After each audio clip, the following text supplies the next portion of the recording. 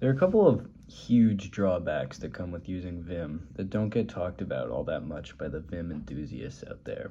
Well, the first one does. I would say once you use Vim, it's like opium. You can't really unuse Vim. You want to use it everywhere, like in Google Docs, in the browser, on your phone. You're thinking like, if I hit F and J on the phone to go around in a text message, is that like, would that give me the same feeling, or would that just be kind of ridiculous? And it just consumes your life. All you can think about is Vim, and all you want to use is Vim. When you're walking around on the street, sometimes I'm like, man, it's like taking me forever to get to this place. Like if I could just hit capital G to go completely to the bottom of the street, that would save me a bunch of time.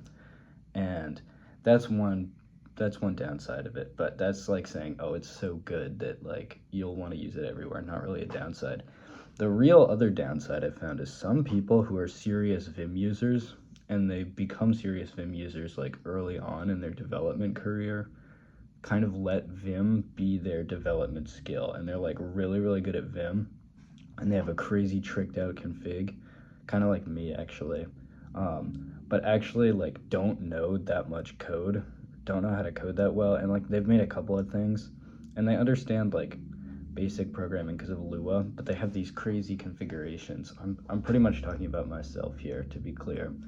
But actually, I'm like not very good at coding. I'm just really good at Vim.